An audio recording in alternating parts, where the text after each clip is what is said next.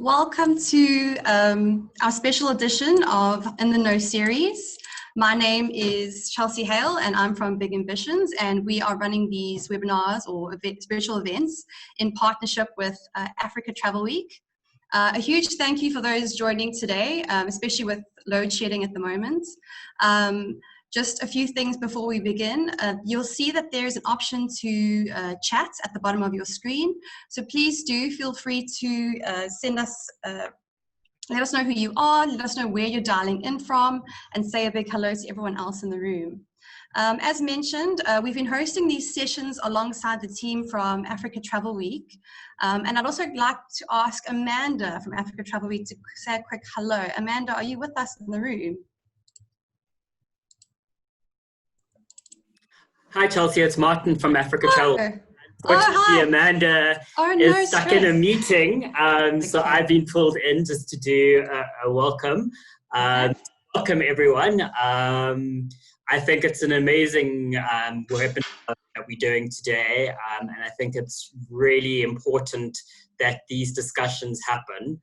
A firm believer in growing and creating networks of like-minded people, and I think this is definitely one such thing. So to Lindiwe, thank you so much for giving your time and inspiring everyone on today, and I'm really looking forward to it. So I'm going to be the token guy on today's call, but I'm really enjoying it. So over to you, Chelsea. Thanks so much, Martin. I think there are a few guys that registered today, and we did open up to the men, and I did see some registrants. I'm not sure if we actually have any in the room, but we should find out a little bit later. So today's session very much carries on from the narrative of the I Am Tourism campaign that's been running over the course of Women's Month. And a lot of us right now are struggling, which is why we wanted to bring everyone together today to just connect and to offer actionable advice to each other. And just also, today is about remembering that we're not alone. Whatever we're going through right now, be it in business and finance, at home, mental health, you're not alone. And today's session is very much about opening the conversation and asking questions and getting advice from our peers. So today's session, if this is your first time in now joining us, we have these sessions where we go into breakout rooms, and we're going to be doing 3 today. We're going to try to keep it within an hour, so it might get a little bit fast towards the end if we do run over time, so apologies for that, but please bear with us. So without further ado, I'm going to hand over to our very special guest, Lindiwe Sangweni-Sedo, who is the Chief Operating Officer of City Lodge Hotel Group. She's also a board member of the South African Tourism, and she sits on the chair of the Tourism BBBE Charter Council. Lindiwe, without further ado, would you like to take over? So thank you so much. Thanks, Chelsea, for the wonderful welcome, and thank you for organizing this. And thank you, Martin. I'm so glad to see that we have you representing the men. You know, often when we speak about women, we think the women should be exclusively alone in a room and there should be no males. I think it's becoming more and more important to ensure that as women, we welcome men into our space, because otherwise nothing is going to change. We need each other. We're meant to be in this world as men and women. And I think it's also important that we don't paint with one broad brush stroke, that men are the abusers and men are the bad people, and rather have those in solidarity join and be part of the solution. So thank you so much. You're holding a very big flag for all the men out there. A very quick one for those of you who don't know me. I'm in the hospitality industry. I've been in the tourism and hospitality industry from day dot. I knew at a very early age, straight after my A-levels, which was a British system being followed in Kenya, where I lived, that I wanted to be in the hotel industry. So I got scholarships and I went to study in Switzerland at École de Roche, and later on got a Bachelor of Science in hotel, restaurant, and institutional management. So those are my qualifications. Everything else has been a world and a journey of experience working for different groups, like the Hyatt Group, Southern Sun at the time, now called Soho. I've built my own track record opening a hotel called the Soweto Hotel and Conference Center, which still exists, albeit under very, very difficult conditions, which we'll go into a little bit later. And somewhere in between there, I even took a short left, as we call it, and went into government and was a chief director in the Department of Tourism. And that was a wonderful time, because as a hospitality player, we can tend to sometimes be very sort of micro-focused and very focused on what we're doing operationally. It did give me this wonderful step out into seeing the bigger world, the bigger thing, and understanding how important the tourism value chain is. I've been with Birchwood in the conference arena and spent some time there. But more recently, in my last 5 years, I've been with City Lodge Hotel Group, and I'm the Chief Operating Officer there. I'm a wife to a wonderful dude called Salif Husido, my soulmate. I don't have any biological children, but I am a mother to many, many, many. And I have a horde of daughters and sons, godchildren that I think relatives who feel sorry for me palm off on me, thinking that they're assuaging my sad heart, which has never been sad for not having children, because I think there's so many children in the world that need love and that can be loved. So I play that role. I'm a daughter of 2 wonderful parents who are octogenarians and a sister to 1 brother, and I could go on. Now, why are we here today? We thought it was important, having been briefed by Chelsea, that we needed to gather ourselves. We're in such a difficult time. All of us, it doesn't matter where we are in the world, have the word COVID-19 falling or tumbling off our lips. I don't know if you're like me. The first thing I listen to is the news in the morning, and I want to know how many cases we had overnight, and sadly also want to reflect and have time to meditate on how many losses we had. Every day, people are dying. And it is so important for us to understand that the death of people from COVID has come so close that each one of us who's here today probably has a story to talk about. So COVID is real. It's part of what is going on. The pandemic is here.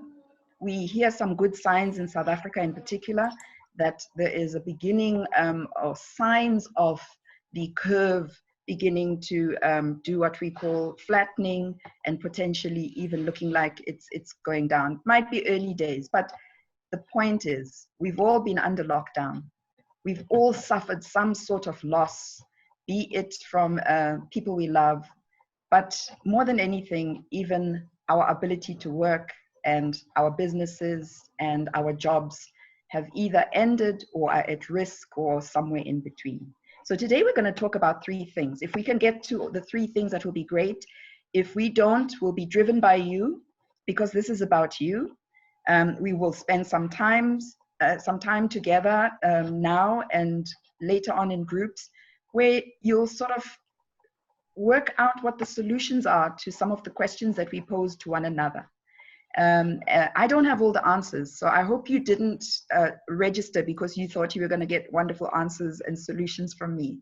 I may have some suggestions. I may have some pointers that would have been part of my own journey, but more importantly, it's about your journey, and it's about us leaning into one another and really listening to one another and sharing with one another. So your sharing is very important when we break up into groups, because that's where the solutions will be. You know, like that girlfriend call or that guy call that you make, and you just want to let your chest out and talk about all the things that are bothering you. And when you're done with that phone call, you always feel better because boom, there were the answers. So we'll talk about 3 things today. We'll talk about financial aspects. We'll talk about children and family. And we'll also talk and touch on mental health and well-being. So let's reflect a little bit on the sort of things that we should be considering when we go into our financial session. So on the next slide, we've kind of got a question that is up there, highlighted in pink. Keep that question at top of mind, because that's what you're going to be talking about as a group. And the question is, name one effective thing that you've done to save money within your business or household. and what is the next step that you need to take. But here's the background. So we talk about the rude interruption. For me, the rude interruption was COVID-19. It was really a rude interruption. It was so far on in November 2019, when we heard about, the cases in Hunan, and selfishly thought, oh, it's so far, it's not part of us. But by the 5th of March, it was a reality in South Africa, when we had patient 0, as he was called, who unfortunately had contracted COVID-19. Not his fault, it was going to happen. And indeed, that led us to lockdown. And for the first period, the first 2 months, that lockdown was really a rude interruption. From the journey that I've walked in hospitality, we literally had to close every single hotel. We called it a temporary shutdown of services, where all 62 hotels of my hotel group, City Lodge Hotel Group, had to be shut down. And we almost it felt like we were in a war zone, where we were planning who would be looking after the hotel, who would be where, and by what time. Because remember, there were so many restrictions that went around with this lockdown period. And I think this was happening all over the world. We were just now in our own South African mood. The reality of closing down means no revenue. No revenues coming in means you're unable to take care of your expenses, and more importantly, you are unable to make good of the salaries and the obligations that you have to your people. And so not only did we have our own sort of hairy moments as City Lodge Hotel Group, but many other sectors, not just the hotel industry, sectors across the board, all at the same time started talking about layoffs, salary reductions, in some cases 50%, others 20%, others earning even 30% of their salary. And sadly, retrenchments also began to be announced. And that's the harshest, because now, to be a human being who had no time, no warning because of this rude interruption, here you were, or here we were, or here was somebody that you knew that now was not going to earn a salary because their business had either gone belly up or temporarily shut down, with no real time limit or knowledge of when this was going to be over. And so it's been a time of personal survival, of looking at what it is that you need to do and changing of game plan. I always find it easier to be orderly in my business life, as in where I work, than with my own personal life. So when you hear me talking about this, please don't get it wrong. Don't believe that I've got it all sorted out. But sometimes, they say the cobbler makes great shoes and repairs shoes for others and wears the tattiest looking shoes. So sometimes that is the case. So where we were sitting, the most important thing was for us to work immediately at, first of all, contacting our banks and making arrangements in terms of what it was that we needed to negotiating better interest rates, negotiating waivers on any payments on debt. We needed to call landlords wherever we had leases, negotiating waivers on leases, as an example. So again, if you look at your own personal situation, you would have then had to make an arrangement on a bond, if that's what you had, on a rental payment, if that's what you had, and so on. And really make sure that you take the bull by the horns. There were other steps that we had to take in business, looking at contracts that you would not need. You would not need certain businesses. For example, do you need to landscape when you're in a crisis? Those were some of the contracts that we had to stop. But in stopping them, we were creating the pain of other individuals. So this rude interruption had such a knock-on effect for everybody. So in changing of the game plan and wanting to think about your own situation, I want to also say that we saw that innovation became part of our survival. When times are rough, and you'll sometimes hear this when you hear our elders talking about the apartheid years, or our elders talking about World War II, and in some cases, if they're still alive, talking about World War I. You are amazed at how those individuals became resilient and were able to do the most amazing things. You know, my own grandmother, who would have lived through World War II, I didn't have the pleasure of meeting her, but my mother would tell stories of all the industrious things she did. And one of the biggest things is food security. Think about it. When we are in trouble, the most worrisome thing is, what will we eat tomorrow? What will I feed my children? And so memories of my grandmother planting and my own mother being very resourceful in our childhood and growing and planting of gardens, which has become something that is very distant from us. We are urban livers, and we don't see ourselves as being the rural women or the women of some of the environment that we should actually be considering as being very resourceful. So innovation becomes important. In your own business, how do you become innovative to survive? And how do you become innovative to do things differently? I could go on and on, but I'm going to pause because I think I've done enough in setting of the scene. So as you go into this breakaway, let's all really reflect. First of all, I think it's always good to have a little bit of a moan and for us to talk about what it is that we've been struggling with, the pain that we've had. Some of us are still fortunate to be in employ and others not. But be that as it may, when we come out of it, what 1, 2, or even 3 things are you going to contribute as solutions that some of us can walk away with and consider in terms of how to survive this tough time? So, Haley, I don't know if I've set enough context, but I think we've got enough and we are ready to go into our breakaway. Hi, Lorraine. Hello, Susan. Hi. How are you? Hi, Liz. Have I met you before? Are you? I am also a journalist, so I've interviewed you on many occasions. Yeah. I'm delighted to see you here. Hello. Yeah, I just Liz. Lovely to see you. Linda Dewey, I love her so much. You know, she was such a delight to work with in my Southern Sundays.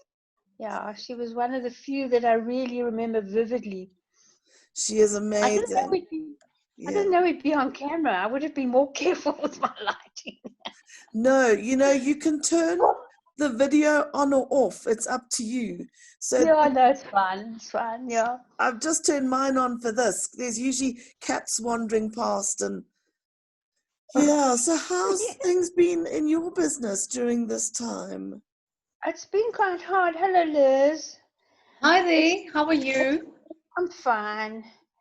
Do you remember me? And tell me, I can see your face. From where? From Silver Sun. I was at Southern Sun Hemingways. Oh, yes, of course. Yeah. Yes. I don't miss Southern Sun, not even this much. I don't know if you heard, I left in a rage. I don't know if you know that. I left in an absolute rage. I did too, and I'm with City Lodge now. Yeah, CCMA was a whole bloody ugly thing. And then telling me, oh, you can't do this. No, you won't be able to do that. So what I've done exactly what they told me I couldn't do. And I've just won my 20th award. And I like well to go done. And say, look, this is what you can do, was telling me I couldn't do it. Yeah, so that was a good move. In those, I think they're better now. But, you know, it was the Southern Suburbs Mafia that ran that place. Sure. And what are you doing now, Susan? So I do PR and communications for City Lodge Hotel Group, which is a great joy and happiness after so many years of writing about the industry and obviously City Lodge as well. It's wonderful to be focusing sort of specifically on this group and the amazing good work that it does. They're doing good stuff, hey? So at least you're employed. Yeah. And Liz, what do you do there? I'm GM at City Lodge Durban. Nice to put a face to your name, Susan. So nice to see you. I've only seen your photograph. Yes. Lovely. How's it going in Durban? It's okay. We open as a quarantine hotel. Yeah. It's very up and down. Obviously, occupancy differs all the time. Yeah, tough times, but we're getting through it and we're getting there. Yeah. I'm hoping to open as a normal hotel soon. Yes. If there will ever be normal, but the new normal. That's it. And Lorraine, how are things going in your business with everything? Well, they're going really, really well and really terribly both. I've got two extremes. I've got the online directories, hotel stuff and green stuff. And that was when I was purchasing and contracts manager for Southern Sun. I took all those suppliers and my son put them on the internet to share with everybody because I'd learned so much in those 15 years. And then I became an expert in finding the greenest version of everything you use in a hotel.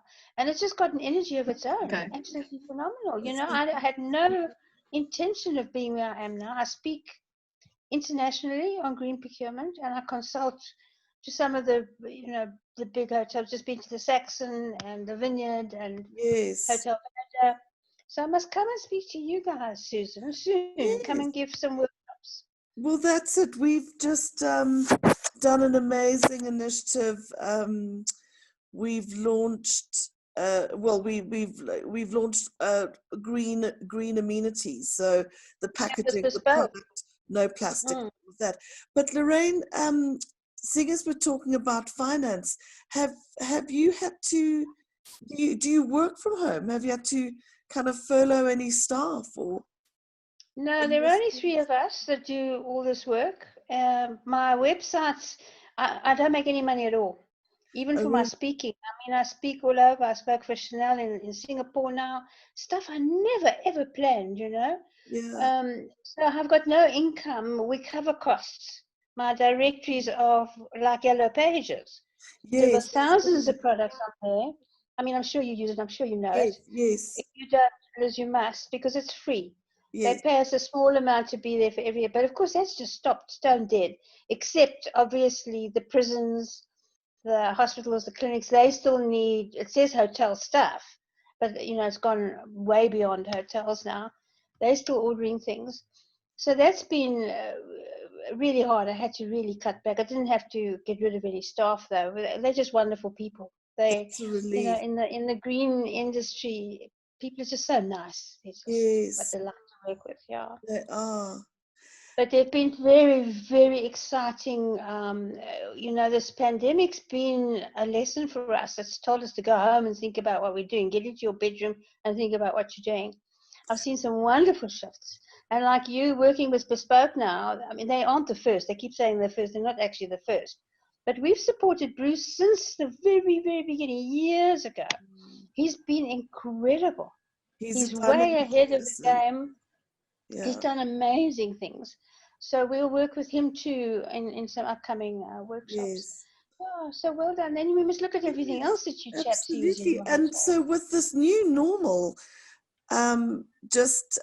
staying on that topic of finance, I mean, that question was such a interesting question they put on there. What have we done to save money? And I was just thinking where, I think at first we didn't know what to do. None of us knew what was coming. I think the whole thing of planning with such an unknown has been a challenge, hasn't it? Lindy was saying they had to get rid of people like services like the landscaping. We've not done that. We've given people a holiday. If they can't pay they pay by debit order every month. I mean, we've taken the knock because you still got to do the work. But we've given them a holiday until September, and then we'll look again. Because lots of the people are on free. So many of them have got lovely products, and they make them at home. So we don't charge them anything. But I can't bear to fire anybody. Yeah. I know. And Liz, on your side, how's it been managing everything from home and trying to be, lead the ship in such unusual times? So for me, I'm back at work, but only 50% of the time. And as Lorraine mentioned, obviously having to cut all contracts and everything, it's really back to the basics. Having reservationists, myself, clean rooms, everybody getting stuck into it. But it's been good. I think it's been a good learning curve, and it makes you realize that you can get along with a lot less at work and at home as well. So yeah, it definitely makes a person appreciate things. And it sounds like that everybody in your team, you all do everything. If a bed needs making or something needs delivering or a phone needs answering, you're all doing all the things. Yes, definitely. Everybody's doing everything from the chef cleaning rooms to cleaning public areas to cleaning toilets, and everybody's just getting stuck into it and doing it. Amazing. This is a shift that we've been working with. When I speak on climate change, we've always said there has to be a global crisis. And this is exactly what's happened. And I think a lot of the shifting in the change in values and what's important and what isn't has been very valuable. And Susan, you tell us quickly what your financial status. We're going to run out of time here. Well, you know, one of the things that, because I am alone, I live alone, it became so strange to manage everything. So I've got the relief, I guess, that I don't have dependents. So I don't have dependents. I'm a single-owned business. There's only me. There's nobody. I pay the only people I pay are the ones who provide services. So those didn't happen. I continue to pay service providers throughout the hard lockdown, just because they're also individuals like me. They don't get money from anywhere else. We are back. Thank you, Chelsea. A wonderful group. There was hardly enough time to talk about everything. I'm going to ask Tutugile, and I told her I'm not being ageist. She's a young lady. She looks like she's in her 20s, and she's going to give a summary of our group, and then I'm going to ask for feedback from other groups as well. Thank you. Tutu? Hi, everyone. So, in our group, we spoke about two different perspectives and quite a few things. We mentioned that with our time, we've realized that there's a need to innovate as young people. We've been more comfortable with being in the 21st century. We've been more comfortable with technology. And we've sometimes felt like there's a huge dearth or a gap between us and the older generation. And all COVID has done for many of us young people is almost shift us into a space where we're now forced to engage more in a more technological space, which is what we've been comfortable with. Another thing we spoke of in our group was the need to be comfortable with reaching out into spaces and reaching out to people who you're not normally used to asking for help from, whether this means chatting to your bank or chatting to specific family members to assist you in order to help you manage your finances so that you're able to get through this period. Thank you.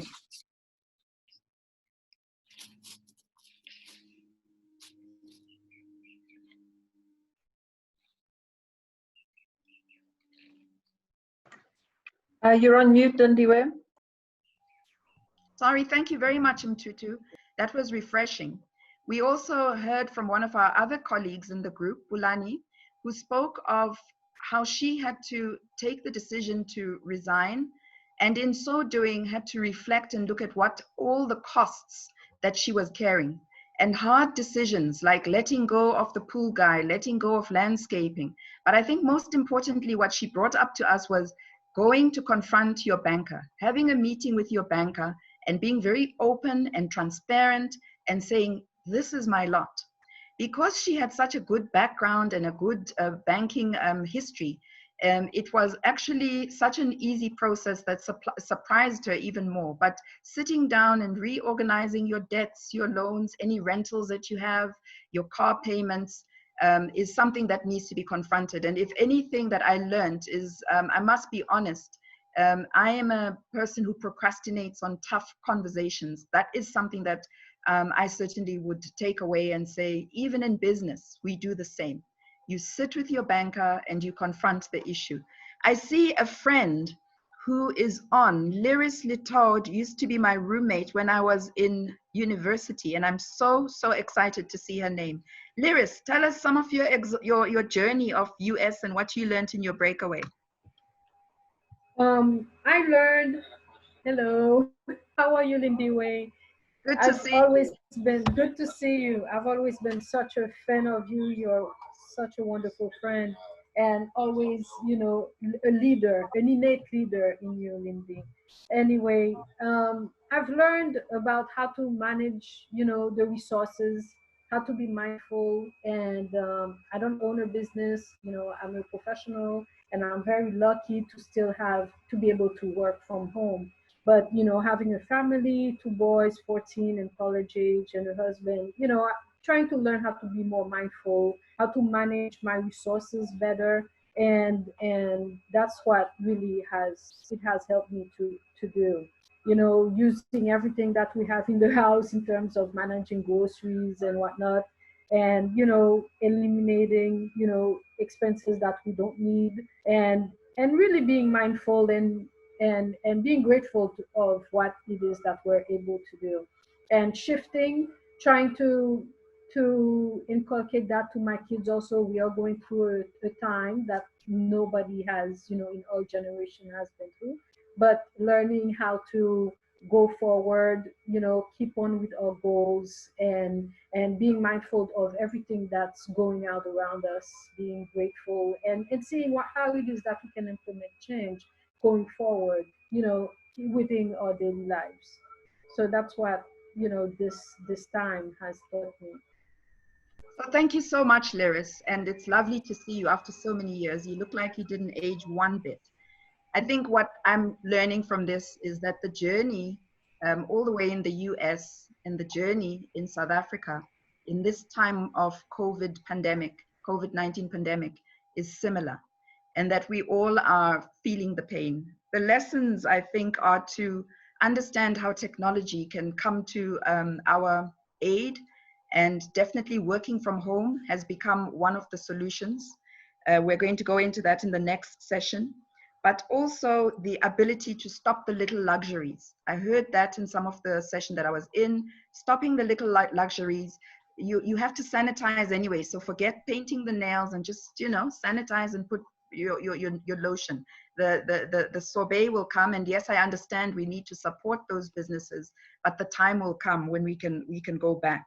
And those of us who can go back, do it because we are supporting a business, and there are women who are in need of that support. I think also just understanding what Tutu talked about, flexible work solutions. So just being more flexible. If you're in the mining industry, how do people work differently? Do people always have to check in and come to the office? We've learned in our environment that we actually don't have to go to central office, that we've actually worked harder than we ever worked working from home.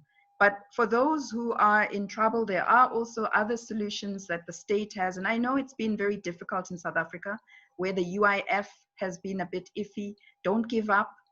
Keep knocking on the door of your human resource department if there are solutions to get your UIF. Being industrious, starting your own business. One of the people in our group talked about beginning to think about new business solutions. And again, going back to the bank and saying, here's an idea I have, are you ready to fund me with working capital? So I'm going to pause on that. I think there are so many other ideas, but let's move to discussion 2. And I'm betting that all the discussions are being taped and recorded.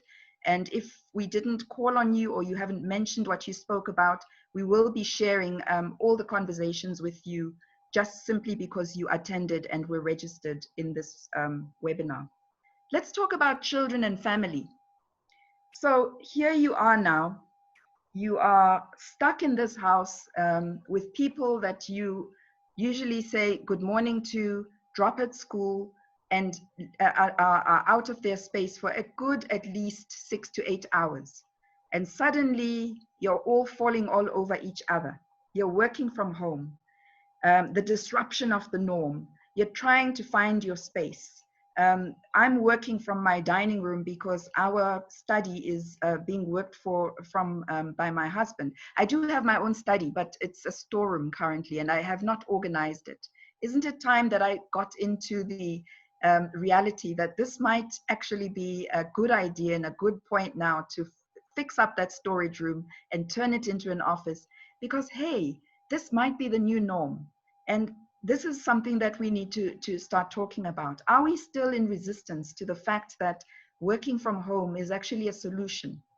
We've learned in our business that it actually might even be the solution to minimizing costs on leases, business rentals that you would have normally paid. of course, then there is that issue of connectivity. Is Wi-Fi immediately available to all of us?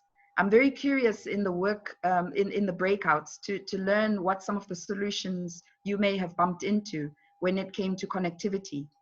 Children, you know, currently children are on holiday and they're all bored and they all scream your name because your name is mum if you are in the house. And all they want to know is, I'm bored, what am I going to do? When is lunch? When is the next snack?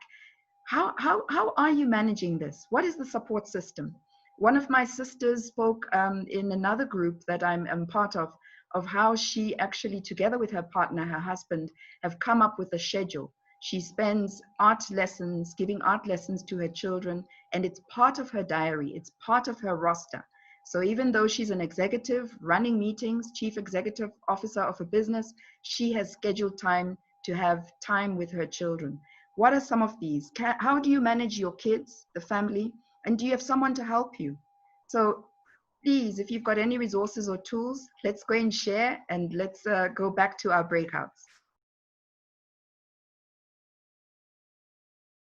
Okay, everyone, here we go, back into breakout rooms. If you have any trouble and you're in the main room, please unmute and let me know.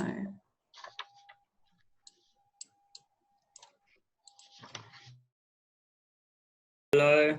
Martin in the house.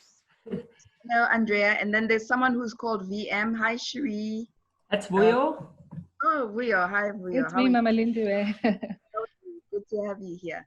So you heard the question that was shared. Cherie, you are the mother of two. What are you going through? Hi, Lindiwe. Hi. It's good to have you. Cherie hasn't unmuted herself. Need to unmute, Cherie. There you go. Need to start again. Yeah.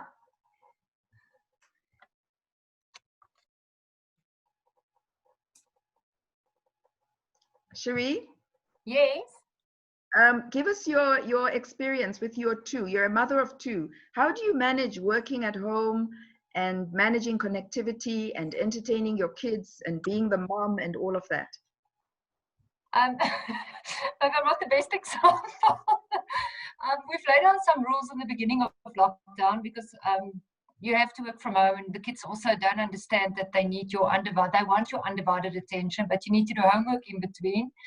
So I've laid out some rules for them in the beginning, which they've got some tasks which they have to do at home in the mornings before we start any homework, but then they need to be dressed at 8 o'clock. So I try to keep the routine, even though still try to keep the routine the same. And then, yeah, you just give them certain times when you are available, and yeah, you work around it. It was tough in the beginning, I must be honest. I'm not a school teacher. I'm a mom. It was hard, but you work around it and you manage. You just make it happen. Yeah. Thanks for sharing. Vuyo, what have you been going through, and what are some of the solutions you may suggest for us? My daughter at this stage is very much blessed to be alive, because I would have murdered her early on from this lockdown. So I am grateful for the patience, and like Sherry has echoed, we're not teachers. We now understand what teachers go through on a daily basis with our kids. When we drop them off, they are all angels, but then these characters just pop up, what the kind of mischief they get up to at school. But we've also set up some ground rules. Fortunately, with my husband working away from home a lot of the time, now he's home. He's also the father teacher when I have my own meetings, and the schedule would be from early on in the morning. You give them breaks in between, get them activities, bed coloring. You let them play with the baking flour in the kitchen and make their own play dough, because you're trying to get them entertained. At this stage, for us, it's not a privilege for us to have the private yard. We're still in a renting space, so you don't want them to go and play in the playground. There are also restrictions with management of property management when it comes to that. So you have to make your home a playground and everything else. And the other fortunate part for us was that we can isolate. When I have work meetings and so on, my 4 hours are dedicated. I lock myself in the room and daddy needs to be on duty. But what I found with all of that, I've come to understand and work with her shortcomings when it comes to schoolwork and the tempers that she might have and the tantrums that might try to throw. And she has now engaged and started at 6 to be part of the family. There are chores in place that needs to be done before you can even watch your cartoons. So that has helped a great deal. So now we are a stronger unit. There are moments where I want to be a murder mom, but yeah, I've come to love it to bits and pieces over this period. That's wonderful. And what you've done is you've given us quite a few solutions. So find space for the children, make sure that they are also entertained, give them games like the Play-Doh and all of that. And I think also just accepting that our houses are not going to be perfect. If they have to look like playgrounds, then so be it. Bronwyn, definitely. You've got older children. How does it feel, or a partner with older children? How have you managed your space as a professional? So our setup is slightly easier than most, because with Dom and his ex, there's share responsibility. So we don't get to have them during the week. We only get them on weekends. And during that time, they are given responsibilities for school homework. So Dom takes full responsibility for both the children. Jadine's obviously in matric at the moment, so it's a bit of a stressful environment, but we've got the study upstairs that both the kids will go to. Cristiano is enjoying the fact that he's currently on holiday, but we've asked him not to abuse it because he is on Google School, so he does get his homework. From the setup at home, we started early in the beginning. Dom has his office space and I've got my office space. We can still see each other, but we don't necessarily interfere with one another. In terms of the Wi-Fi, yes, we are covered in that aspect. It's just when load shedding happens, then we're in a bit of trouble, but we'll all be affected by that at some point. So yeah, I think the support system in that aspect is definitely there. You know, Dom's previous in-laws are also very much involved with the kids, and they do a fair amount of the work still at this stage. Excellent. I hear a lot about sharing with partners. And, you know, that's wonderful with those individuals who have partners that can share the work. Bronwyn has talked about that. Rio has talked about that. What about connectivity? What do you do if really you don't have mobile data easily at your disposal and you don't have connectivity? What are some of the ideas that we may have around the table? Any ideas? Any suggestions? Or is it just a yes? With the people in our homes or externally? Repeat that, Pulani. Do you mean connectivity with people, at the people you're living with, or third party outside of the home? Connectivity. So your ability to have meetings or to join webinars like we've done, or your ability to get your kids onto online. I had a sister who spoke about the blessing of connectivity so her child can actually do online education. What if you don't have that luxury? What are the solutions? I don't have an answer, but I think it's something we need to think about. I don't think, for me, you know, it's like the Maslow hierarchy of needs, and I think Wi-Fi and connectivity is number one. I don't think you could have survived in what we're currently going through if you're not connect. I mean, we haven't been in the office for over 150 days now. We're still working together. We're still carrying on as business as usual. And it's due to the luxury of having that ability to connect virtually with colleagues and carrying on doing that. I mean, we've also, and I mean, one of the 2020 words that are going to come out is pivot. I mean, Read Exhibitions have had to pivot the way that we normally do business, because we normally bring everyone into a room to connect and do business. But now we've had to move on to that virtual space. And to be honest, we wouldn't have been able to do that if we didn't have that Wi-Fi and connectivity. And I mean, I think if we look at things, and maybe this is a learning thing that should be happening going forward, and I know that the city of Tshwane has rolled out, and there's some places in the city of Johannesburg where there is free Wi-Fi. Maybe it's something that needs to be developed throughout the whole of South Africa, is that ability that Wi-Fi becomes freely available so that people can have that connectivity. We don't know when this is going to end. I mean, there's a lot about talking, and you said earlier, one of the ways to cut down costs is maybe working from home, but can every South African work from home? Unfortunately not. We are the lucky ones that can do that. And I kind of feel that connectivity and Wi-Fi and even data should be cheaper than what it is, so that people can be connected and work towards this new normal. That was very useful, and it looks like we're about to be thrown out. We're going to ask you, Martin, to talk about connectivity when we go back to plenary, but thank you so much for sharing. Susan and Andrea, I did see you. I'm sorry I didn't get a chance to get your input, but thank you so much for being there. And it looks like we're about to be thrown out back into the main room. Thank you, Lindiwe. Thanks, Lindiwe. And it's good to see you, Andrea. How are you doing? I'm fine. Yeah, we're doing fine. Thank you. That's great. Hanging in there. Tape. Are you you're obviously working from home with with hubby? Yes. Yeah, we are. Yeah. Susan, I'm going to take advantage. Anything that you wanted to say before we get thrown out? One of the things that I did at the start of lockdown was I have a telecom data line, but I bought AfriHost as well because I wanted a backup to make sure that I wasn't left in the lurch. And I know that's a luxury not everyone can do. And it didn't cost a lot of money, but it gave me the peace of mind.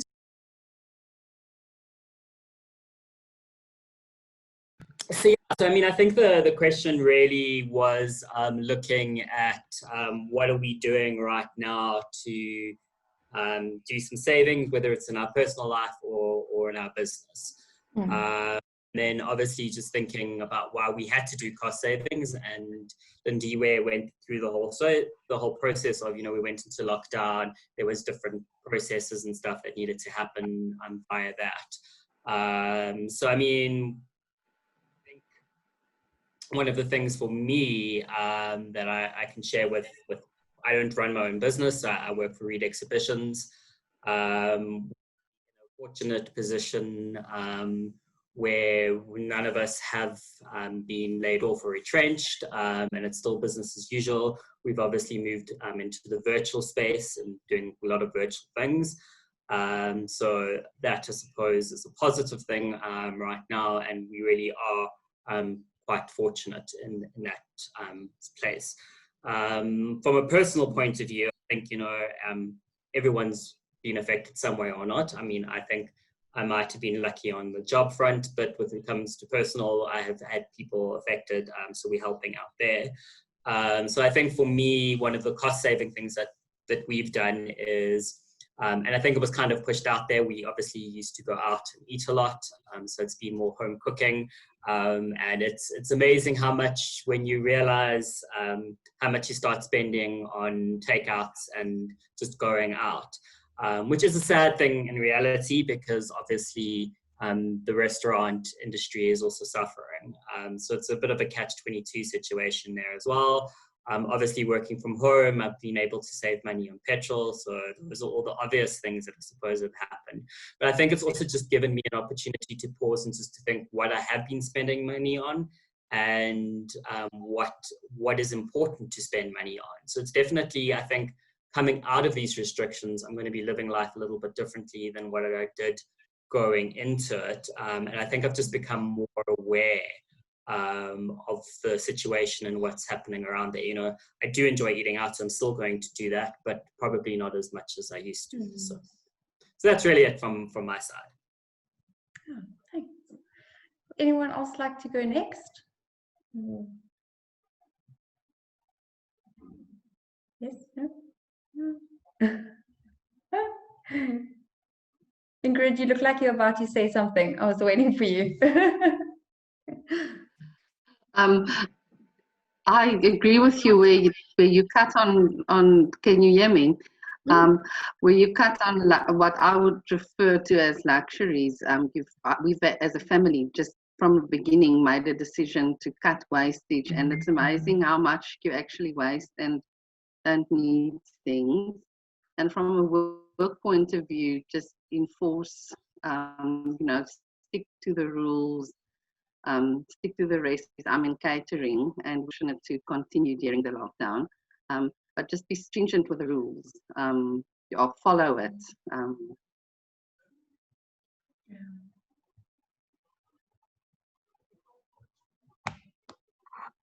Thanks. Yeah, I know. I mean, for me, I think it's the same. Also, I think I've never spent as little money as I did in that first, 3 weeks of lockdown, a hard lockdown. I realized how much money I spent before on things like takeaway coffees, or you order like food coming in, and I remember thinking, if I could actually live like that, I'd have so much extra money. But obviously, it is a catch-22 because you want to support the restaurant industry and you want to support the little shop down the road that's selling coffees and that kind of thing. So, but no, I agree with everything that's been said. It definitely makes you more aware of what you're spending your money on, and just being more careful in general, I think, from a personal point of view. Professionally, we're in an agency environment, which is always interesting, especially now at these times. Obviously, if you lose clients, it puts financial strain on the business. But we're very lucky to still have jobs, and we're very grateful for that. And we've had to pivot our business pretty, then like a bit of a 360 and opening up to not just travel and tourism, but other industries, which has been amazing though. It's been amazing learning about other industries and getting new clients. But I mean, for us as big ambitions, also like, for example, this office, this is our actual work office. I'm alone here today because they had to come and fix something, but we signed, our MD signed the lease on this office maybe 2 months before lockdown, a brand new office, which now has sat empty for months. So, and it's one of those things you can't get out of, you're still paying for it. So it's just one of the things that happens. Yeah. But that's from our side. Yeah. Anyone else would like to share? Andrea? Yeah, I just think, it lets you, I mean, it's a horrible thing, and it's sad that it happened, but I think it does help everyone to reflect, become a bit of reflective, and not just live every day as if you own the world, because I think the world has shown us we don't own it. And we need to all become a little bit more humble, be it financially, be it at work, looking at new things, looking at how we can do things differently. Do we need these contracts that we've always had? And why have we had them? Because we've always had them. So now it's a time of renewal. If we can come through it in one piece, I think it teaches us resilience. I think our forefathers and mothers have become resilient through wars and all of that. And we were a spoiled generation, couple of generations, where we didn't have to do that. So I think this is not the same as World War II. I think we're still, for some people, it probably is. So I think it's a time to reflect and become more humble, in my opinion. Yeah, that's so interesting. That's so true. I love the example Lindy gave about obviously her gran, planting the garden and the food and just being very conscious of things. And if I think about my parents too, like their approach and how they're a lot more careful with, like not wasting food or like anything like that. And compared to how I was, I think it's very poignant what you said, that for some people this probably is equivalent actually to a war. We actually the lucky ones. That we're here and we can carry on. So it's always something I think grateful for. Yes. I think we're going to go, I was reading an article about going back to basics. So it's really with the focus of community. So supporting, your local corner shop and or eating more naturally and all of that. So I think there's definitely going to be a fundamental shift when we get out of this. And it's scary, but also exciting at the same time. And I think it was touched on here where the whole thing really was about, you have to reinvent the ways of doing things, which, you know, there are pros and there's cons to it. And, you know, I think it's just a matter of survival. And I think, you know, South Africans, we're good at surviving. So yeah, I think it's going to be interesting to see the next few days, months and weeks and even years, what the after effects are going to be of this. Mm. Oh, that's very true. Can I say something? Yes, please. Okay, what I have learned from this is the importance of building a nest, you know, for unforeseen circumstances. We have been sort of, you know, in the mentality of being spendthrifts or something like that, but this has really brought reality home. I made an undertaking with my staff when this started that. Hi.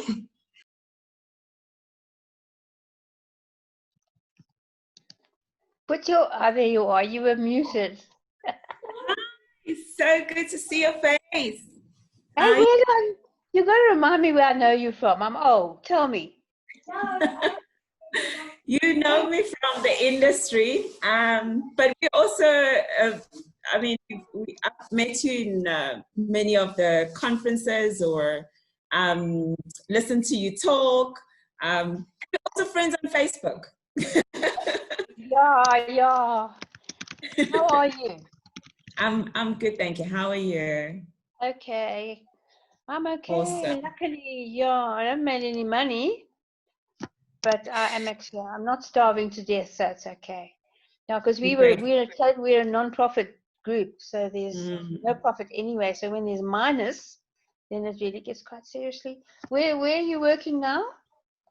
I'm at Marriott International. Okay, I'm going to run a whole new series on greening the hotel industry, because there's been such a shift. We've learned so much during the lockdown.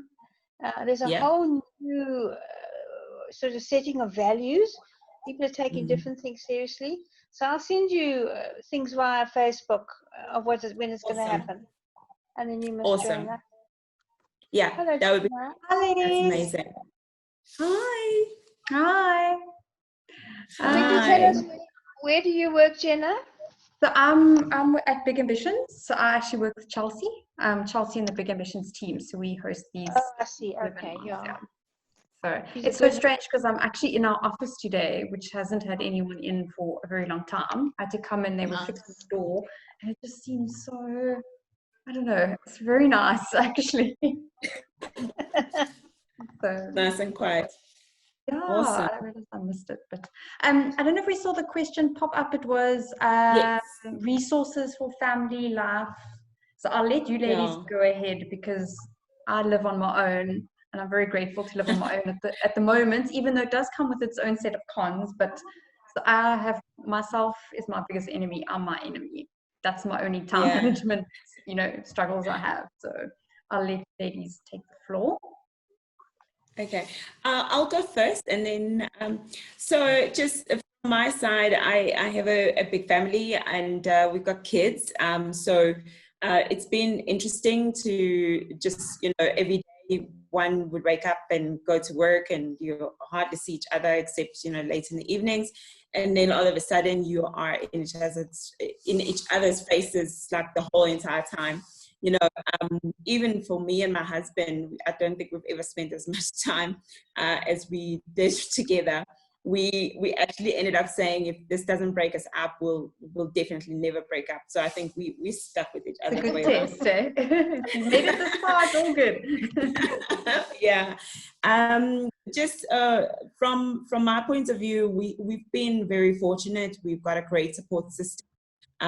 We have our families and my in-laws in Johannesburg, so we've been able to lean on each other that way. But we do have a live-in nanny who opted to continue to live with us throughout lockdown, and that's been really, really great for us, because we've been working throughout. Even though I've been on layoff at work, I've been working throughout, because I wanted to be part of the solution to recover and get everybody back into the swing of things as soon as possible. So I've been part of that. So only this month that I've been back full-time, or sort of full-time to work. What helped with the kids is to keep a schedule. Each one of them, they had a strict schedule on what they needed to do in the morning. From a schoolwork point of view, they jumped online for their classes. We broke up for lunch, and we made an effort, my husband and I, to all sit down during lunch. So that helped us, but also to keep them entertained. We didn't have much to be able to, or flexibility to go out. So we just put a little schedule to do a little bit of games around the yard, just to keep them entertained, get a little bit of exercise going. And then, so that's just been for us the structure over the last couple of months, being at home. Thank you. I think that's so important, no matter what your age, is structure. I realized that with myself, that I need a structure just to manage my own work-life balance, what there is of it. Structure is key. Anyone else like to share?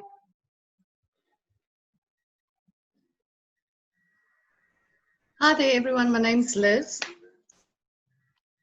So one of the things that we did in order to have Wi-Fi available all the time is we actually cancelled our DSTV subscription and got fiber, and it was the best thing we ever did. So we're doing everything online now. We stream, and it's just amazing what technology can do.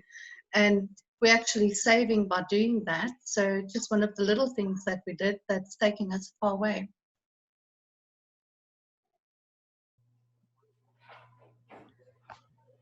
Hi, everybody. Hi, Vicky. I actually did the same thing, with at this time. The first thing that was important for me, luckily when the lockdown started, I was in the process of putting in Wi-Fi, which helped me when lockdown started, so I could work from home, because I'm a communications consultant and I've worked a lot with hotels. I always say I've sold anything and everything for my clients, from hopper couples at the mining industry in Zimbabwe and Ghana and wherever in the world that they wanted me to go, to getting people in beds, in hotels, for Soweto Hotel and the Birchwood Hotel. So I've always been involved in the hustle, and it hasn't been easy. So when lockdown started, I just, went into sort of that hustle mode. What do I do? I always have a plan. I always try to have a plan B and a plan C and a plan D. And thanks God, when lockdown came, I as I say, I just put in my Wi-Fi. And also I've been homeschooling my daughter for the past 4 years, and my family thought I was crazy. So when the lockdown started, I had no problems. I just had to. The reason why actually that I put in the Wi-Fi in the first place before lockdown was that she could be tutored on, because she used to do FaceTime on the phone, and it became a problem. So we had to do it on the laptop, which is much easier, and she can see the presentations of the teachers better. But it's hard for everyone. And I think the most important thing is that we must pull out all the relations, that we can have. Myself coming from corporate communications, they have public relations and all that. I'm thinking of people should, there's more things that we can do in terms of community relations, how we can help each other, business to business relations, how my business can help your business. Sometimes it doesn't just have to be in cash. It could be a bartering system until we have the money, but there's a lot of things we can do to help each other. Thank you. I haven't got kids at home, but I share my home with my son, who's a teacher. So I'll give you the perspective from the eyes of a teacher. He teaches IT, and I tell you, they are working 12 hours a day, these teachers. They have to go into the school. The classes are split, so every class has got to get given twice.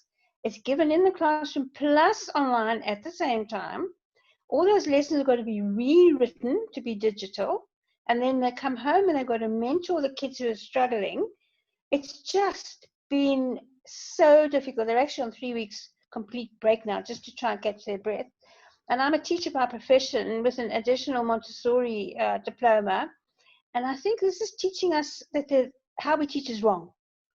How we teach is completely wrong. We should be, Montessori believes you can teach them everything by May, the whole syllabus by May. Then they should be out there. You could do all that digitally. They should be out there experimenting, learning, planning the future. Yeah, so I see big shifts for the good. Especially for climate change. I'm a specialist in climate change, and I think our values have grown to worry about doing things a better way. I think there's always the silver lining on the cloud. So hopefully we can keep the positive and learn from the sad and the negative, and just keep the positive going forward. But it was so interesting bringing up the teaching angle, and also Vicky, that you've been homeschooling your daughter. I mean, you were probably like, I mean, you know, you should run a webinar actually for all the parents that are probably struggling with that. So you could make a lot of money. Yeah.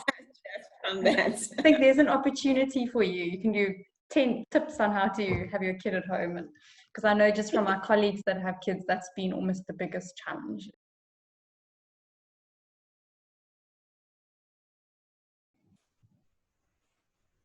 Hi guys, I'm not sure if you can hear me. Can you? No? Oh. Yeah, so I suppose this is where we... Hi Dorcas, I can hear you. Hi. I suppose this is where we should then sort of maybe have our individual input on how it's been for us, and kind of sort of like maybe some recommendations. Is that okay that maybe we just go around the room and everyone can share their bits? Is that okay? Okay. Okay. So just to recap, I think the question was, name the one thing that you have done to save money in your business or in your household. From my point of view, I think, you know, it's obviously I'm in hospitality. I work for Marriott International, and for us, it's been a roller coaster, very similar to what Lindiwe has been experiencing from a City Lodge point of view. Most of our teams have been on layoff with no salary and a great struggle to get some TERS relief in most cases. We're still, you know, some hotels we're still waiting for the TERS payment. You know, so from just I mean, my biggest thing was to, you know, sit down with my husband, kind of identify our, you know, what our finances look like, what the outlook would look like for us before I even knew how the layoff and short time would impact us, and really work on our personal expenses at home. But what we did was we kept certain expenses going, because we didn't want that to be an issue going forward. For example, like a bond and the school fees for the kids. We cut down on just maybe things that you would think that they luxury and they're nice to have. And then we made arrangements where we needed to make arrangements, especially for car finance, for example.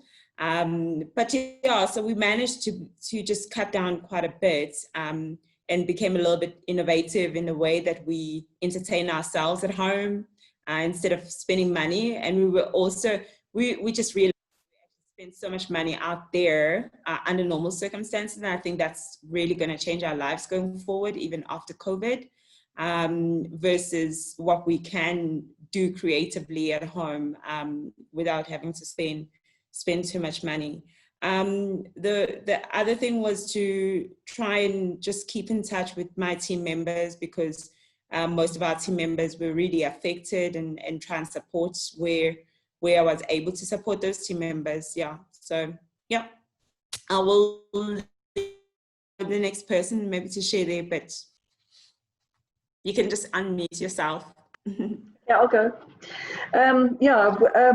We ended up in a situation where my husband's in the exhibitions industry, and that's closed completely, still will be for quite some time.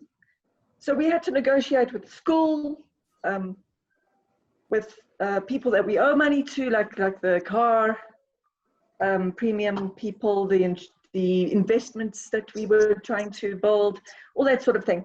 And most of them have come through very nicely to give us payment holidays. But I think it's going to start catching up again now, and I'm racking my brain trying to think of what to do next. And it would be useful if other people are in a similar situation as to, I'm kind of at a wit's end in terms of what to do next, because I can see they're going to stop the payment holidays. It's all going to go back to now earning again, and we're still not. So it's tough. Yeah.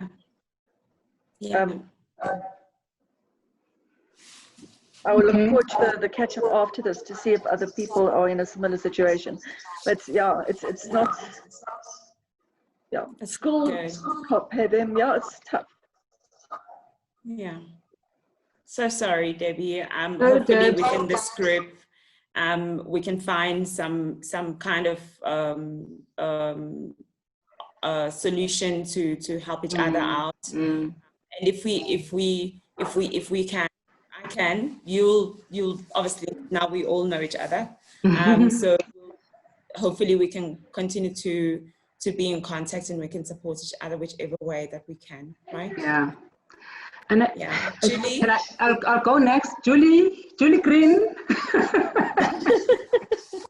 Okay, for those who don't know me, I'm not quite Julie. Dorcas is being naughty because she knows I'm not Julie. My name is Zuki, and yes, Julie did the book for me. Hence, it's Julie. Yeah. Hugs, Dorcas, hug Debbie. Debbie, a big squashy hug. And I think it's hard. It's been hard. On a personal note, it's been hard. And I think I've learned one thing through this period, that your banker must always be your friend. So what's kept me going is my banker, so whenever I was stuck, I'll go back to them. And let's relook where can you give me more? Because we know down the road things are gonna improve. So they've come through and negotiated lower rates, give where they could give me more credit to survive until such time that we're fine.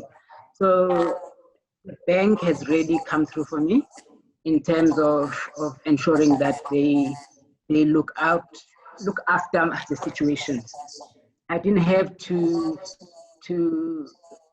stop the payments in terms of the bond, which I'm grateful for, because I'll be, and the car as well. Fortunately, the car was paid up, so that also helped. But one thing that I did and I discovered that I'm gonna continue doing was, we spend a lot as women, we spend a lot of money on hair, on nails, on things that are supposedly luxury. But I discovered that over the period, I survived with my afro. And I was good. I looked good. I even liked the natural look. I haven't done nails so long. And guess what? I'm good. My nails are healthy. They have not been breaking because of gelish. They look neat. So there are things you think 300 rands, it's only 400 rands. But that together, put together, it adds up. It makes a huge difference in the bigger scale of your finances. So that I'm gonna take forward. And that, you know, when you go to Woolies, and I've learned to have a list when I go shopping. So I go to Woolies usually, and I would have a trolley. Oh, I like that. Oh, I like that. Oh, I like that. And half of the stuff that we buy, we don't even eat because it has a sell-by date. And then you're thinking, ooh, it's gone off. So now I buy things that I need per week, and it's working out. It's saving me a whole lot of money than just go and shop without. So shopping has become, I plan before I do it. I go into a shop. On a work perspective, Lindy has covered a whole lot of things that we've done at City Lodge.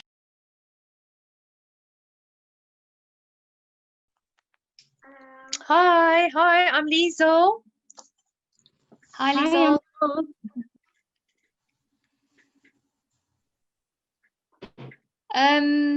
There we go. We got one more person.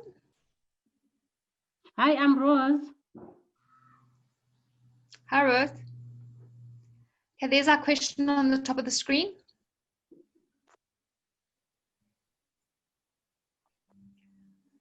Okay, so Liesel, would you like to answer the question? Yeah, I'm sorry, I can't see it at the moment. Can you just read it to me quickly? Danielle, have you got it up again?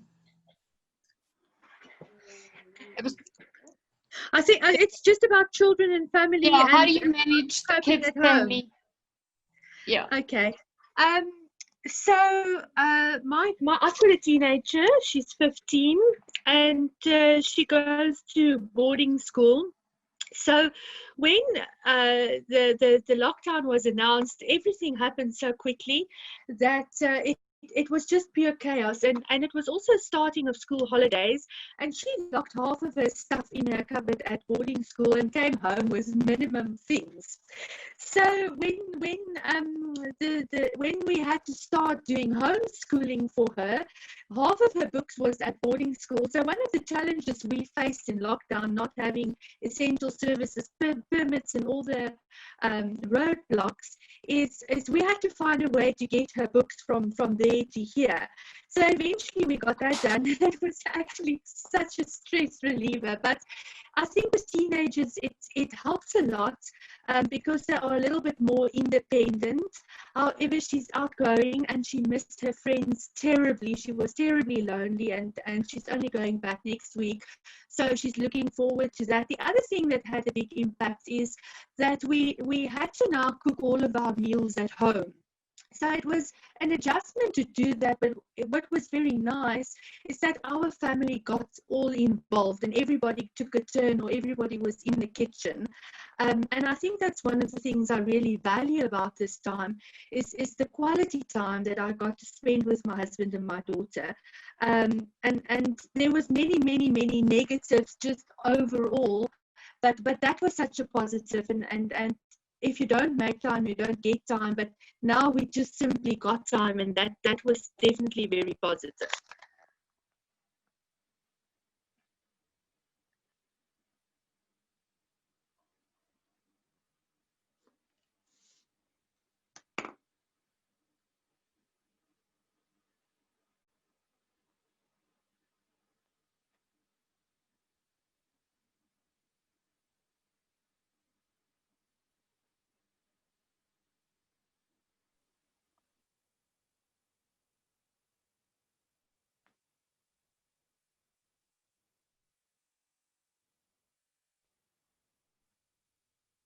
Hi, it's Rose. Can I say something about children and family?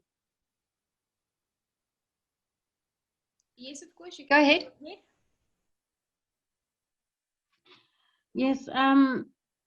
My children I've got 2 boys. One is 25 and one is 19 years old. We had time to get to know each other much better because, you know, before COVID, you know, we always like one is going to work in a hotel, you know, the hours are long, and one is going to work and one is going to school. But during this time, we had to spend so much time together. And I had a helper, yes, but we had to move her to help us somewhere else. And that gave us time for me to teach my boys how to prepare their meals and how to look after themselves, how to wash their clothes and iron, and gave me the opportunity to teach them to be good young men. And they understood, and I'm happy that they know how it is now to live with the minimum resources that we have. Thank you so much. That's awesome. Lee, would you like to go? No. Sure. Thanks so much, Shanae. There we go. Cool. Yeah, I have a little 4-year-old, so obviously it is quite difficult, you know, to juggle a small child and work at the same time. But one thing that I have valued is the extra time that I've had with her. I would never have had that ordinarily because I leave by 6:15 in the mornings, and then I only reach her by 4 o'clock in the afternoon. So being at home in this situation, I have been able to spend a lot more time with her. But in the same breath, it is a lot harder because when you are in meetings, you can't pay attention to her, and when she wants this, she wants that. So it is a bit of a juggling act, but I'm more grateful for the time that I do have with her. And yeah, now she's also just recently gone back to school, and she's absolutely loving it, and she's thriving with that again. And it's actually very quiet now without her in the house. So now it's getting back to a different new kind of normal. But in that regard, that's been the most positive, is that I've had so much extra time with her that cannot be taken away from me, and I just love it. That's awesome, yeah. Annika, would you like to have a turn? Hello. Hi. I'm in Dar es Salaam and I don't have any kids, so we're not really in lockdown. So I didn't experience it as much as you guys did.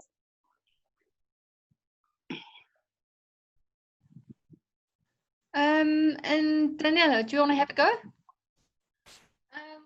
I can say the same. I am not really a mommy. I don't have children, but I think that being away from my family, being 21, being independent at such a young age has really rocked me. But now I am faced with not seeing my family for a very long time and missing birthdays and missing everything that's going on at home, and only being able to go home when there was a funeral, which was sad. And yeah, that's it. It's been rough, but we have to see it through if we want to be able to see our families and not have them get sick, or, you know, keep within the restrictions. But yeah, I don't have children, so I don't really have that. I have children running around here, so yeah. Okay, yeah, I'm the same boat. I don't have children. But and also I was very, very lucky that my family lived down the road. So I went the first 3 weeks, I went and stayed with them. But watching my sister and with her children, it's been really, really difficult. Emotionally, she has to be available to her kids more than ever, and as well as her husband. And then the last person on the plate that she nurtures is herself. So it has really been tough going for everyone. And yes, there is the flip side where it has been great that everyone got to spend some really good quality time together, but there was potentially murders going to happen quite soon if the lockdown and back to school didn't happen quite quickly. And the kids, they like good on Zoom and stuff like that, but they really need that emotional connection that you can't really get over a Zoom call. So, I mean, I watched the little girl. She would have a call with one of her friends, and they would end up playing on their tablets together. So they were just hanging out, but they weren't really talking, you know. So it has been yeah, it's very hard to watch it all go down. So I'm quite lucky. Every now and then I've got to feed a cat, and that's been the least of my worries. Yeah. But these are special times. I think everyone is being emotionally challenged, and they call it the Corona Coaster for a reason. This is the first time I've been in a breakout room in a webinar. This is so cool. It is so fun. They really are fun. Hi, Charmaine. I see Itumeleng. Hi, Itumeleng. I see Pulani. I see Hi. And I see who's the other person? Dom Zodwa. I must declare upfront, Charmaine, that these are people who are known to me, but I'm delighted they're here. Oh, that's good. Are you driving us, Charmaine? I am recording us. So maybe we should go. You'll tell us when our time is up so that we don't dawdle too much. No, you will automatically be chucked out of the room, so don't worry. It's an automated bouncer in Zoom. So hello, Pulani. Yeah, how long do we have in the breakout session, just so that we are mindful of time? We have 8 minutes. Okay. So I'm going to let the youngest, because I see her, not because I am being ageist, Tutugile. What went through your mind when we were setting the context, and what has been your strife and pain?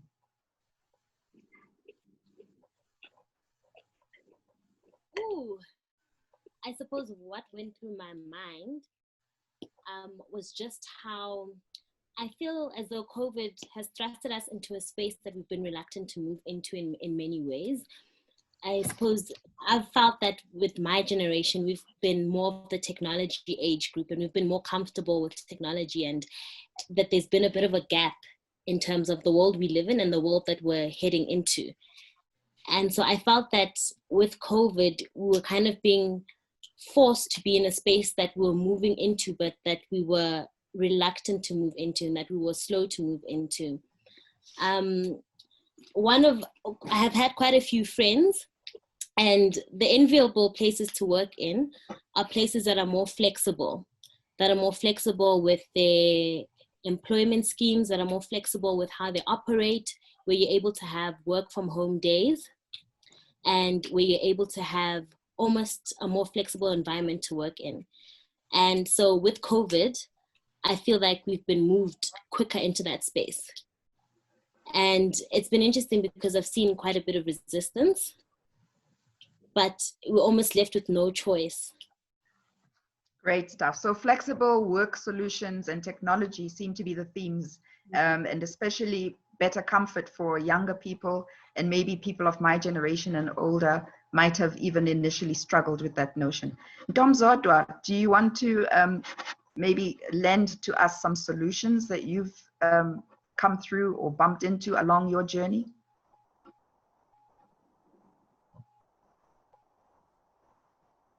Isn't Dom Zodwa there? If not, I'm going to go. Sent a message saying that her internet shows load shedding. Oh, sorry, Dom Zodwa. And then I see Tumi. Tumi, are you there? Itumeleng? Carolina?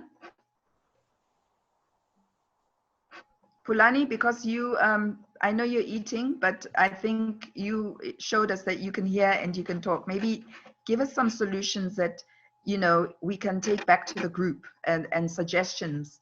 So on the one hand, we've heard from Tutu about technology and flexibility in flexible work solutions.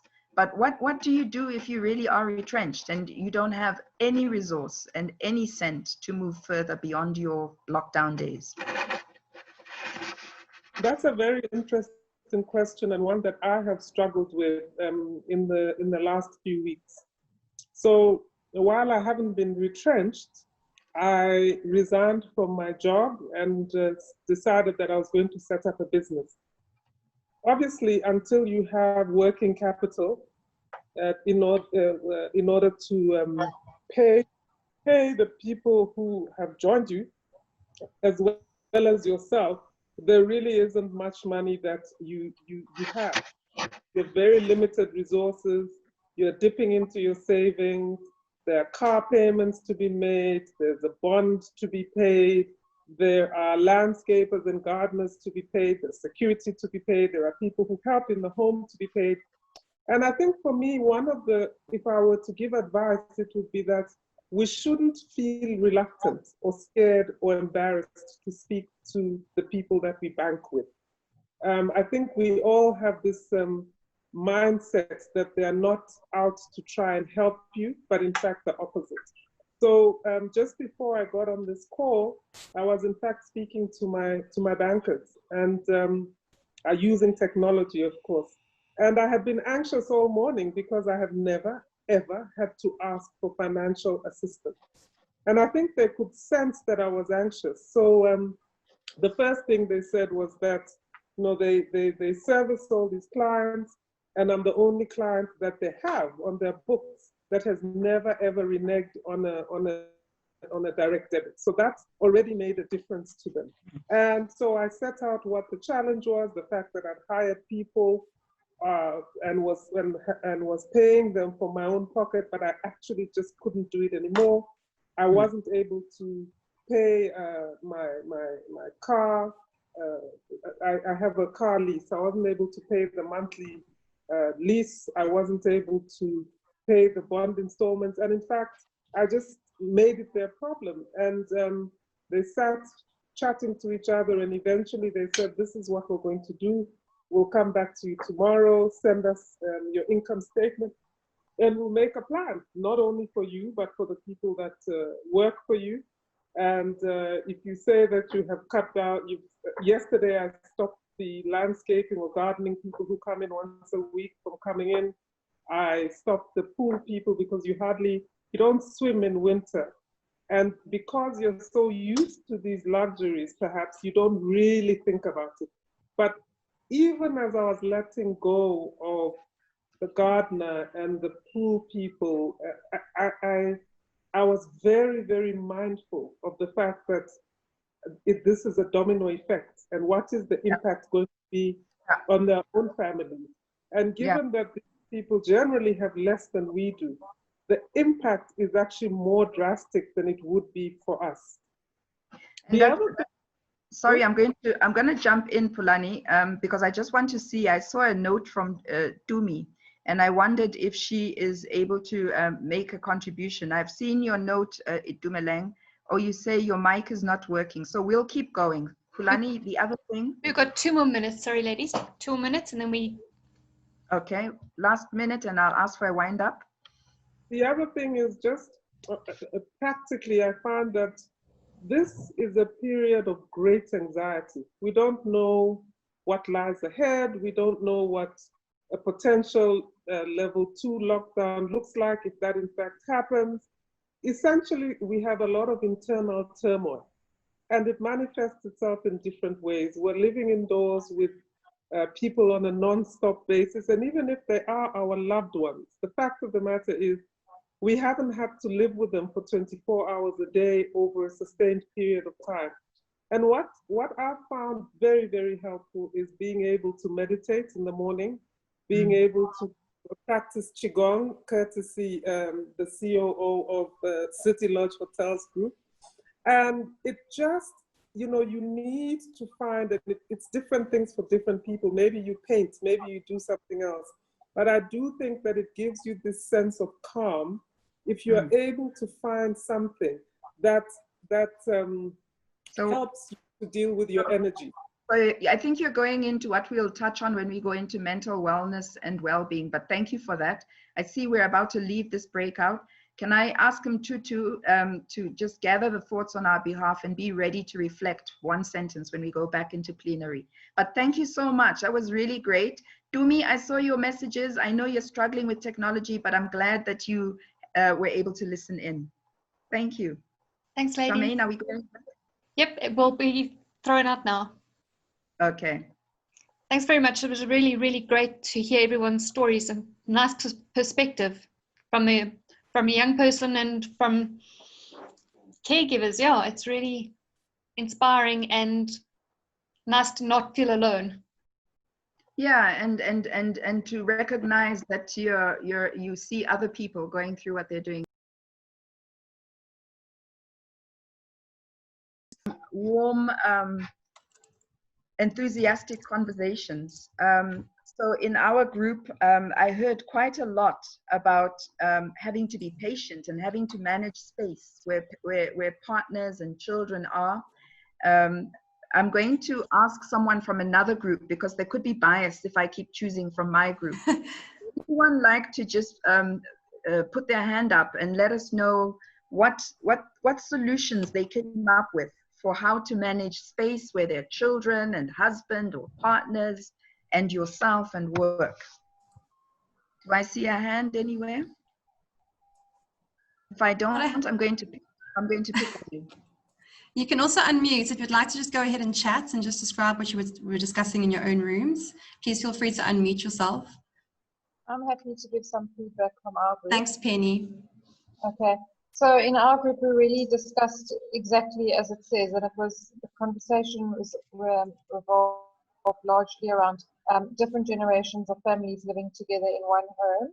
And then also obviously parents with children living in the home, and everyone sort of fighting for the same Wi-Fi bandwidth, and you know, very good resources around kids and things like that. And a lot of the conversation really went around it's also been good to have quality time with your partner and your children, you know, in one way.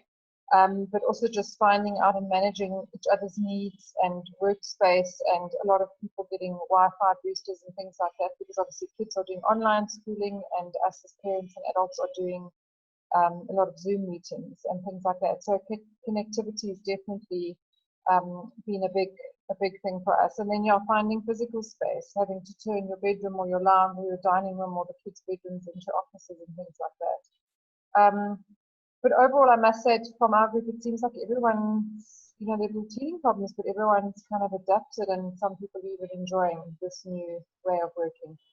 So thanks, Penny. Thanks for sharing. The one question that I asked was, what do you do if you can't afford connectivity? What do you do if mobile data and Wi-Fi are not exactly at your disposal? Martin had some good solutions. Martin, do you want to maybe reflect on that? Thanks, Lindiwe. Yeah, so I mean, I think from our side, and especially for the groupers, you know, I gave that example about the Maslow hierarchy of needs, and I think Wi-Fi and connectivity definitely should be number one.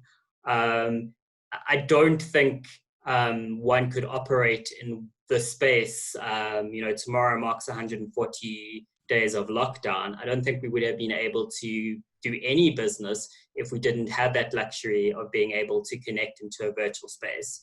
You know, I also gave the example from a Read Exhibitions point of view, how we've had to pivot the way that we do business, where we normally bring everyone together into one big venue so that they can meet one another and do that. But now we've had to pivot and do virtual spaces. So, you know, for me, it was something, you know, like what should be happening is government should be investing in a system where they are able to roll out connectivity, Wi-Fi. There should have also been, you know, the major cellular telecommunications companies should have also made data freely available, or even at a reduced rate, because I think, you know, South Africa has one of the most expensive data in the world. So, you know, for me, it was a really difficult question to say, you know, like, what would you do without being able to connect? I don't think anything, to be honest. Yeah. So I think, you know, for those of us who are into advocacy, thanks a lot, Martin. Those of us who are into advocacy, these are the sort of conversations that when we are sitting with policymakers at a government level, we should actually be talking for those individuals who are really struggling. It should be that if you went to a library, a public library, or if you went to a public space as a citizen of this country, you should have some sort of access.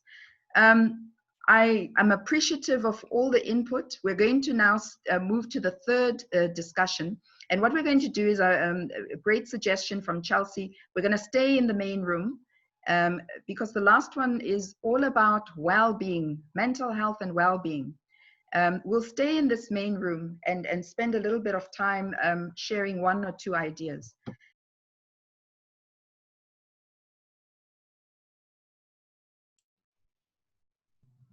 Lindy, are you there? Can you hear me? Yes, we can, yeah. Here we go. So we're going to reflect on mental health and well-being, but just as a takeover from where Martin left. You know that 150 rands or that 199 rands of mobile data goes a long way to an individual who you know is a sister out there who might just need a little bit of a lift. There are quite a few people that can manage that, and where you can, those are amazing things that I think lockdown has also taught us, the art of giving and the art of gratitude. Mental health and well-being. I don't think you can deal with any of what we've spoken about previously, your financial situation or your family situation and working from home, if you haven't taken care of number 1. You are the most important person in this equation, and you're as good as useless if you are not doing things that are going to keep you sane, keep you feeling good. We all know that our gyms are closed and there is nothing much that you can do in that regard, but the world of good that you will get from a good walk or a daily practice. I practice Qigong, which is an old Asian art form of meditation. Anyone who can suggest something that is just out of the box for some of us to be considering, just to manage that struggle of keeping the stress levels down and not being overwhelmed. Anyone? Lindelwa? Hi Lindy, how are you? Hi everyone. Hi, good to see you. I started skipping and I'm skipping like mad. And it has helped a lot. The one thing about it as well is that you don't need a lot of space. You can do it indoors when it's cold, you can do it outside when it's warmer, and breathe in a bit of fresh air. And it also helps you to think things through. You know, sometimes being indoors for a long time can also stifle your creativity and your ability to think outside of the box and stop thinking about the lockdown and what is happening. So I started skipping and it has really helped. Unfortunately, a lot of shops have run out of skipping ropes, because I think a lot of the gym fanatics who can't go to gym now actually have decided to do a bit of skipping. So that is I can't finish a day without being on that skipping rope, and it keeps me sane, I must say. Thanks very much. If you follow Lindelwa on Instagram, you actually see her progress. She is looking very good from where she came. Thank Dorcas, you. what are you doing, Dorcas, to keep yourself sane? Hi, Lindy. So good to hear from you, and thank you so much for this wonderful opportunity. For me, it's been really reading a lot. I find reading for me is sort of an escapism, just from the worrisome of the issues that we worried about today, and certainly has also just helped my mental health as well, and just have a different perspective. So that's really been good for me. And then since the opportunity to be able to walk our dogs, I was the first one that was out when the president announced. I was out on my street, minding social distancing and wearing my mask. So I do that every morning with my dog. So between that and reading, it's been really helpful. Thank you. Thanks so much, Dorcas. I see a friend from Tanzania. Annika, what's going on in your life? How are you keeping with the struggle of stress? Do you mind sharing with us? Not at all. I'm in Tanzania, so it's not exactly the same as in South Africa, so we didn't have the full lockdown. But your mental health is important, because we still you question, and what helped me was in communication with my colleagues, my friends, over Zoom calls, WhatsApp calls, and talk about everything. Because if you don't voice it and you think you're the only one that thinks like that, you're not. You know, there's a lot of us thinking the same things and worried about the same things. And if you share your worries with friends and colleagues and family, it makes it easier. That helped me. Thanks so much for sharing. And that's wonderful. And we see you walking in the fresh air as you talk to us. What about food? Nobody's talking about food. Or are you? What do you do? Do you do what I do and have a piece of chocolate cake every 11 o'clock and cashew nuts and all the nice yummy things? How are we making the ladies? Nika? I actually had the time to actually do proper meals. So we actually had time to go shopping. We only limited it to once a week. And we actually made a meal plan, had the time actually to sit and think about lovely dishes, tried a few new recipes out. If you also looked at Instagram and everybody's Facebook pages, they all tried all these new dishes and baked bread and all of those things. So we actually had the time to do proper meal planning and had lovely meals.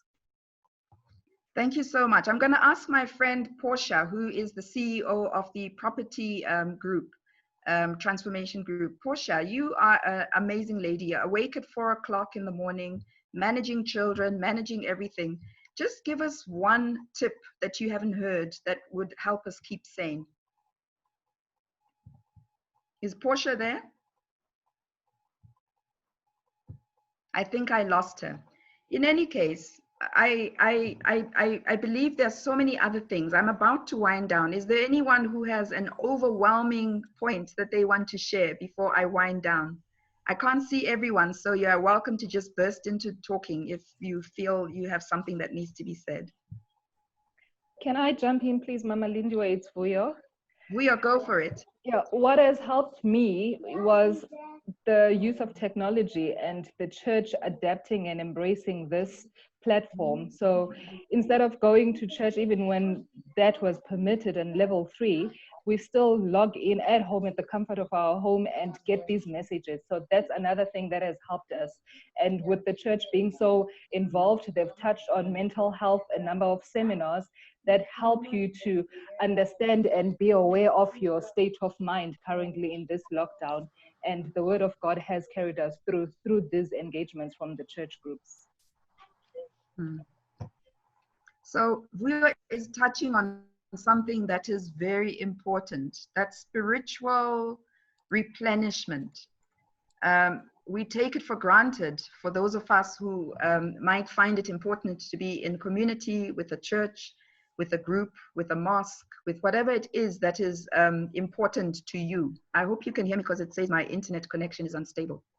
But having said that, I think Vuyo is pointing out that it's important for us also to keep reaching out. Someone else talked about reaching out and calling. So reach out to your church. Many churches have become very, very advanced in terms of what they're providing. And when I talk church, I'm not necessarily only talking about Christianity. I'm talking across the board of whatever it is your belief is. And if not, create the group. You know, all of you are leaders around here. I'm looking at all the names that are popping up. We're all leaders. We all have ideas that are brewing, and it just needs to be shared.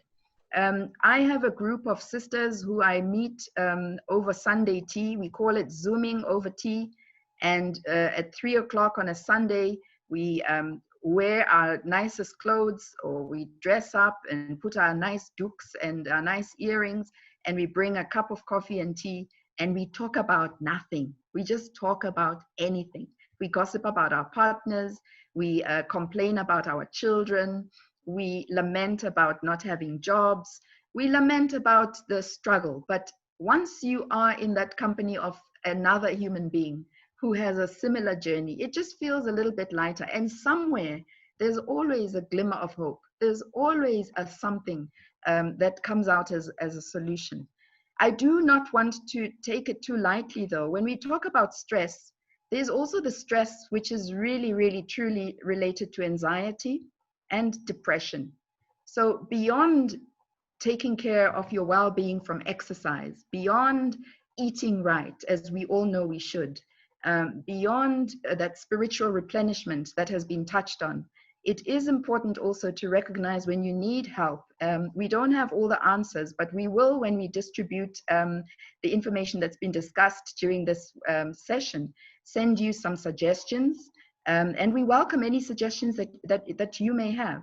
You know, there are people who are struggling with, and we must be honest with each other, people struggling with alcoholism. And if you are, I hope you're dry, because there hasn't been any alcohol being sold. But in a reality of stress, those are the things that become very difficult. Narcotic abuse sometimes accelerates in times of stress and in times of anxiety. Depression and anxiety are truly diseases that many of us don't understand. We talk very loosely when we talk of depression, and yet you are in need of psychiatric or psychological assistance. So we mustn't be afraid also to reach out to sisters, reach out to brothers, reach out to partners, reach out to churches, church leaders who may have those solutions. I don't know if there's any compelling last word before I wind up. If you have any last compelling point that you wish you had said before we wind up, I'm happy to hear that. I just want to say I myself have found it very, very cathartic to be in your presence. First of all, just to see how beautiful you all look. Many of you whom I know. I almost want to be saying, hi, Vicky, hi, Vuyo, hi, Zuki, hi, Millicent, hi, everyone. I see you all, and if I didn't greet you, it was so lovely to see your gorgeous faces here. Remember to show up. The most important thing is show up, even if it's just the top half. I don't want to show you what I'm wearing on my feet, but show up. Comb that hair, put on that Dukin style, put on those earrings, dazzle people on the Zoom meetings, because you know you're still going to work, or you're still going for a meeting. So don't pull yourself down. I want to admit I haven't worn anything that doesn't stretch below my waist, but having said that, I do try my best to show up. In terms of finances, if you've been avoiding or procrastinating difficult conversations with your banker, guys, it's time to do it. If you need help and you need to call a sister, don't hesitate. That's what we're all here about. Let's talk about solutions amongst ourselves. If you are running a business and you don't know what the steps are, and it's time to consider retrenchments, it's time to consider liquidation, difficult conversations, call those individuals who sit here. I particularly wanted Portia, who's from the property sector, to say a word or two, but I think she disappeared to other important meetings. Call on someone. When it comes to the space of working, remember that this is a time to celebrate family. If anything, the benefit and the value of COVID-19 that has shown me is how to value family. The cooking of meals, remembering how to make your mom's favorite soup recipe. Bongi Mkabela, one of my friends, forgot an important meeting yesterday because she decided to bake scones, and she got so caught up in the practice of baking these scones, she forgot an important meeting. Guess what? Who cares? She had scones, her house was smelling fabulous, and her family enjoyed that moment. Those are moments that we had all forgotten. So friends, I just want to say, keep on smiling. I've written and talked about that whiff of jasmine. You know, that, and you'll only smell it if you take a walk. So part of the deal is you have to get up, put on those sneakers or walking shoes and take a walk and go out and smell the jasmine. It's nearly spring, and that is a sign already that change is around the corner. Things will get better. But let's keep on talking. And Chelsea, thank you very much. Martin, thank you very much for creating this platform for all of us to come together. And I hope this is not the last. I certainly am going to make sure that we have more of these and call more women and men to come and share what our burdens are, but more importantly, provide solutions to one another. Giabonga, merci beaucoup, and thank you so much. And I love you all. Thank you. Thank you, Lindiwe. Thank you, everyone. Cheers. Bye. Thank you. Bye. Thank you so much, and have a good one. Thanks, Lindiwe. Bye. Bye, everyone. Bye, everyone. And bye, my friend Lyris and Annika, the girls who came in from other countries. Thank you. Bye. Bye, Lady. Thank you. Bye-bye. I see you.